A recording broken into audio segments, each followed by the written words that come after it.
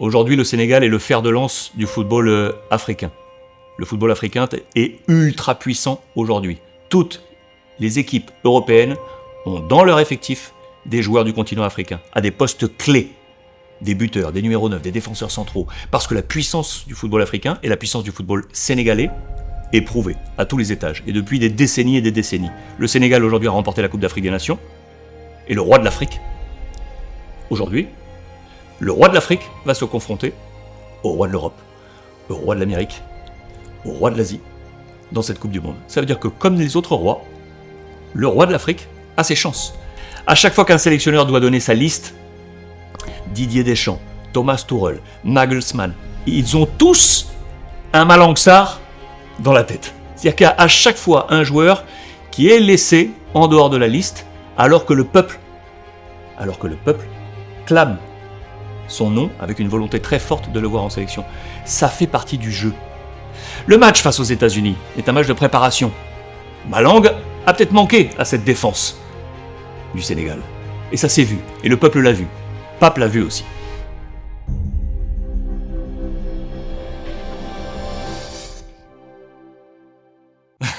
Ça, c'est une énorme question. Écoute, la grande fierté déjà d'être le fils de Conception et de Alexandre, je porte le même prénom que mon père, et le frère d'un gentleman qui se prénomme Fabien.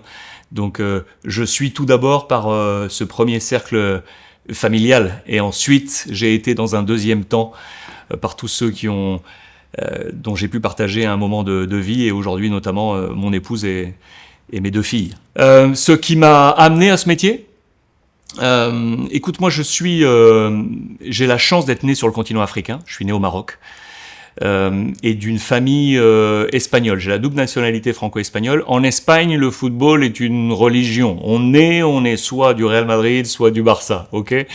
Donc je suis né un peu avec, tu vois, cette culture très imprimée par le football, parce que le football est un vecteur sociétal, parce que tous les gens de la société se retrouvent à un moment donné dans leur vie au même endroit pour regarder le même spectacle, qu'on soit patron d'entreprise ou chômeur, on regarde la même chose. Donc le football est un véritable vecteur sociétal. Et en Espagne, qui plus est. Donc j'ai été bercé dans mon enfance par cette radio espagnole. Mes parents écoutaient la radio espagnole, et la musique de la radio espagnole est quelque chose qui te prend aux tripes. Et j'ai été bercé par cela.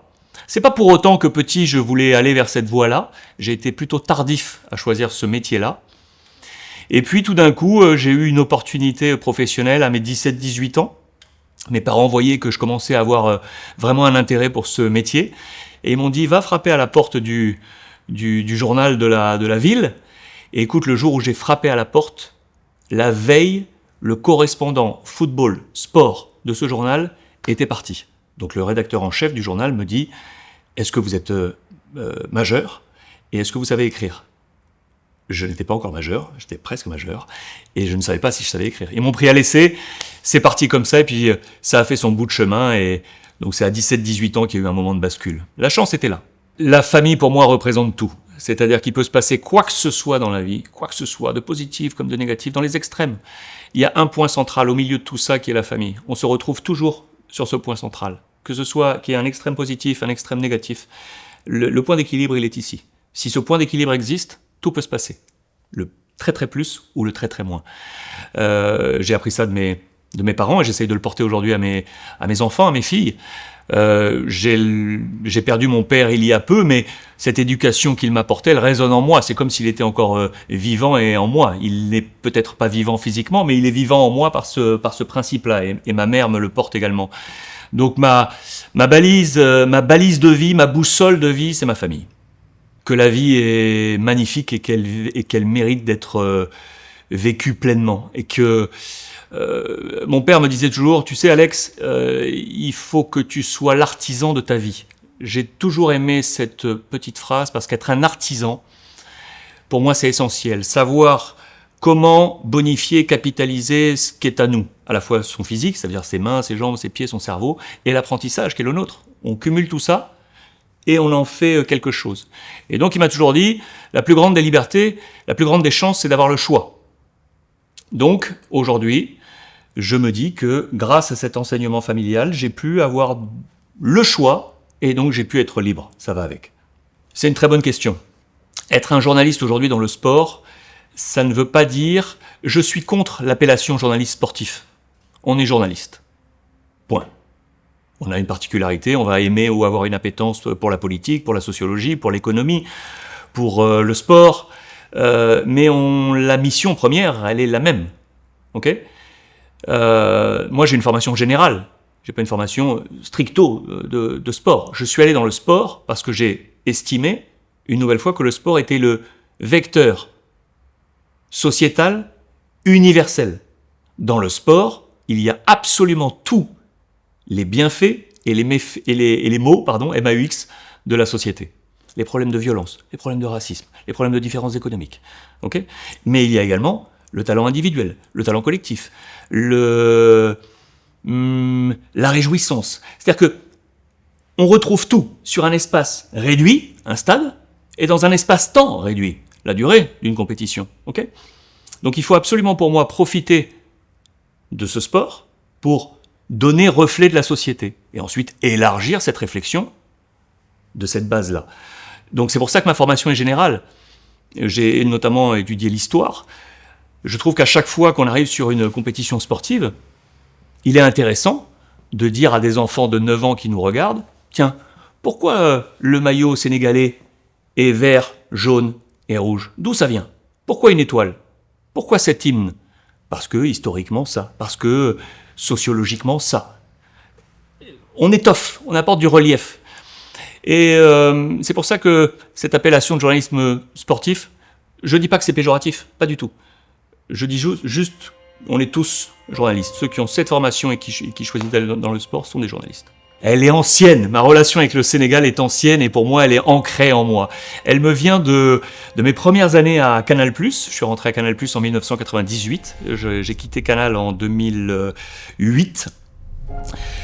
Et en fait, sur Canal, j'ai eu la chance d'être porteur du football espagnol, du Real et du Barça, qui sont les deux clubs qui répondent à l'appétence mondiale de tous les passionnés de football. C'est-à-dire que même si vous êtes supporter du Bayern Munich, ou de Manchester City, ou du Paris Saint-Germain même, vous pourrez quand même répondre à la question, est-ce que tu aimes le Barça ou le Real?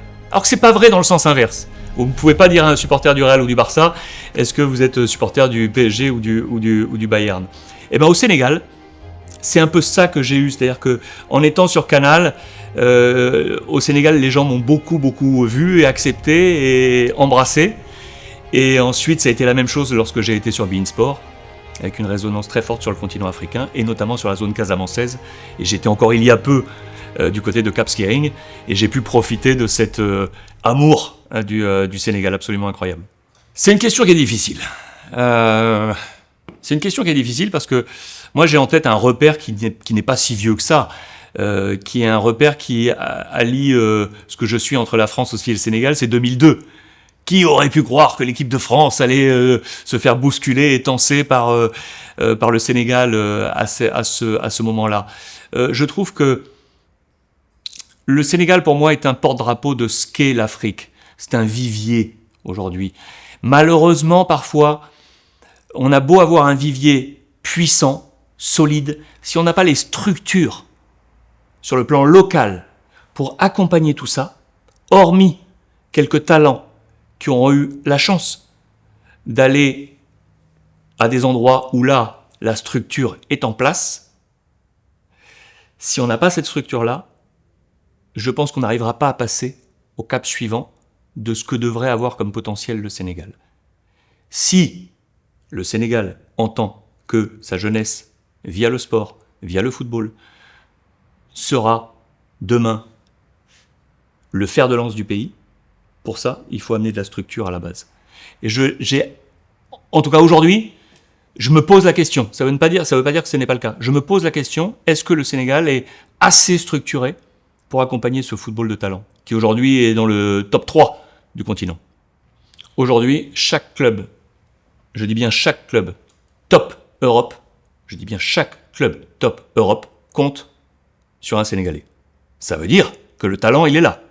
Il n'y a pas une équipe aujourd'hui top Europe qui n'a pas dans ses rangs un talent sénégalais. Ça veut dire que le vivier sénégalais, il est là, il est existant.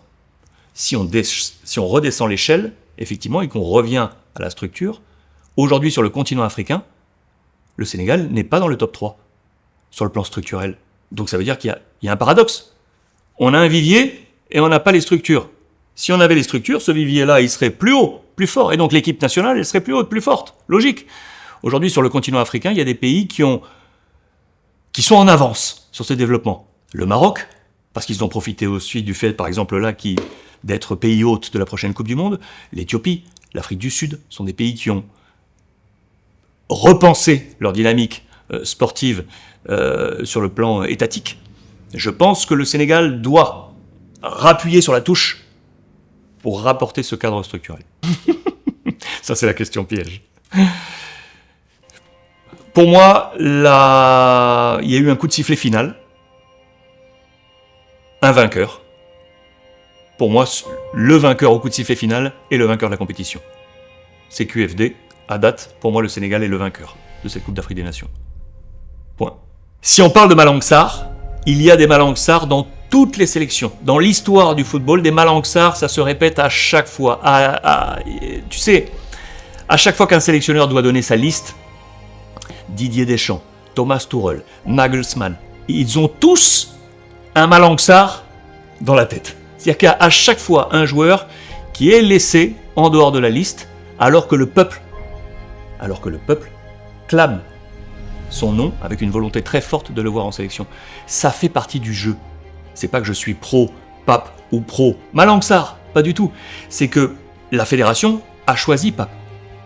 Pape fait sa liste. Il incombe à Pape de faire la meilleure liste possible pour aller plus loin avec le Sénégal. Le verdict sera la posture du Sénégal durant la Coupe du Monde, on est d'accord. Le match face aux États-Unis est un match de préparation. Malang a peut-être manqué à cette défense du Sénégal. Et ça s'est vu. Et le peuple l'a vu. Pape l'a vu aussi. Pape n'a pas sélectionné Malang. Il va corriger, tirer les lignes pour faire que la défense sénégalaise retrouve le bon équilibre. Mais il a fait ses choix. Aujourd'hui, moi, quand on a un choix, quand on fait un choix, faire un choix, c'est être libre. Et j'estime, moi aujourd'hui, que Pape fait le meilleur choix parce que c'est le sien. Ok ? Donc moi, je vais être avec le choix de Pape et je vais l'accompagner sur cette Coupe du Monde, en tout cas sur les choix qu'il a fait. Qu'est-ce qui manque au Sénégal pour remporter la Coupe du Monde ? Pas grand-chose. Aujourd'hui, le Sénégal est le fer de lance du football africain. Le football africain est ultra puissant aujourd'hui. Toutes les équipes européennes ont dans leur effectif des joueurs du continent africain, à des postes clés, des buteurs, des numéros 9, des défenseurs centraux, parce que la puissance du football africain et la puissance du football sénégalais est prouvée à tous les étages, et depuis des décennies et des décennies. Le Sénégal aujourd'hui a remporté la Coupe d'Afrique des Nations, et le roi de l'Afrique, aujourd'hui, le roi de l'Afrique va se confronter au roi de l'Europe, au roi de l'Amérique, au roi de l'Asie, dans cette Coupe du Monde. Ça veut dire que comme les autres rois, le roi de l'Afrique a ses chances. Je viens de le dire, il manque un petit facteur chance, peut-être. Est-ce que c'est la bonne cette année ? La réponse, c'est Pape qui l'a, la réponse. La réponse, elle est dans le plan de Pape. Ok ? Et dans le plan des stars qui vont tenir cette équipe sénégalaise. Difficile de savoir si aujourd'hui, cette équipe du Sénégal est capable, oui ou non, d'aller chercher le titre mondial. Difficile. Est-ce que Achraf Hakimi peut s'asseoir à la même table que Samuel Eto'o ? Ah, c'est difficile, ça aussi. C'est difficile parce que Achraf est une légende aujourd'hui du football continental. Mais Samuel, c'est un personnage à part. Samuel, c'est un personnage à part parce qu'il est à la fois un personnage sur le terrain et en dehors du terrain. Achraf est un garçon réservé, est un garçon qu'on n'entend pas beaucoup, qui parle peu, qui parle sur la pelouse, qui parle sportivement. Samuel est un garçon expansif, qui aime les gens. C'est quelqu'un qui aime les gens. Donc il aime les embrasser, il aime parler avec eux en dehors comme sur le terrain. Il a construit sa légende aussi comme ça, Samuel Eto'o. Samuel Eto'o aurait pu être un ballon d'or africain, sans aucun problème, et un ballon d'or. Je sais qu'il a toujours eu en tête d'être l'héritier du grand Georges Weah. Il lui a manqué peut-être un chouïa de chance à certains moments de sa carrière pour prendre ce Graal. Est-ce qu'aujourd'hui Achraf est assis à la même table? Je ne crois pas encore. Je dirais que Samuel, pour l'instant encore, avec sa carrière, est non pas au-dessus, mais pas à la même table. Le football africain a beaucoup évolué depuis des décennies, et on voit cette évolution. La Coupe du Monde est un marqueur pour l'Afrique. C'est-à-dire que l'évolution des pays africains, de la présence des pays africains au plus loin dans une Coupe du Monde, est un véritable marqueur. Pourquoi je dis ça? Parce que je trouve qu'il y a de plus en plus de joueurs africains présents à des postes clés, titulaires, dans les meilleures équipes d'Europe. Et ça, logiquement, ça infuse sur la sélection nationale. Ça donne du talent et de la force à l'équipe nationale. On est d'accord. Et donc cette équipe nationale, ensuite, elle monte. Le Sénégal vient de remporter la Coupe d'Afrique des Nations. Je le répète, à date, le Sénégal est la meilleure équipe d'Afrique. Elle a remporté le titre, sur le terrain. Okay. Toutes les équipes africaines, la Côte d'Ivoire, le Maroc, le Sénégal, ces équipes présentes, c'est la première fois d'ailleurs dans l'histoire de la Coupe du Monde qu'il y a autant d'équipes du continent africain présentes en Coupe du Monde. Ça, c'est un marqueur.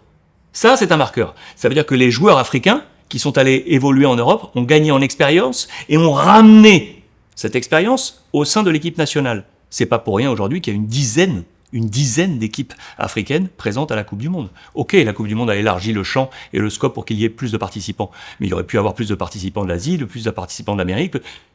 L'Afrique, boum. L'Afrique, c'est l'avenir, ça on le sait, mais c'est le présent déjà. Et donc j'attends, moi, que ces sélections africaines qui ont profité des talents individuels sur la scène européenne dans leur club, après l'avoir ramené sur la scène locale, et donc nationale, fassent exploser ce talent collectif national à la Coupe du Monde. Et j'espère que Pape a trouvé la clé pour que le Sénégal aille le plus loin possible. Si on remonte effectivement aux années 80, on voit très clairement que l'histoire du football africain est crescendo. À chaque Coupe du Monde, une nation africaine s'est hissée un cran plus haut, un cran plus haut, un cran plus haut. On a parlé des Roger Mila avec le Cameroun, on a parlé de l'Algérie un peu plus tôt face à l'Argentine, on a parlé du Sénégal face à la France en 2002, et puis dernièrement le Maroc qui atteint le dernier carré de la Coupe du Monde. Qui aurait pu croire qu'une équipe africaine serait dans le dernier carré d'une Coupe du Monde? Et pourtant c'est un fait. C'est un fait parce qu'aujourd'hui, le talent du football mondial est aussi en Afrique. Donc ça veut dire que qui sera aujourd'hui, donc on est arrivé aux demi-finales, qui sera éventuellement en finale?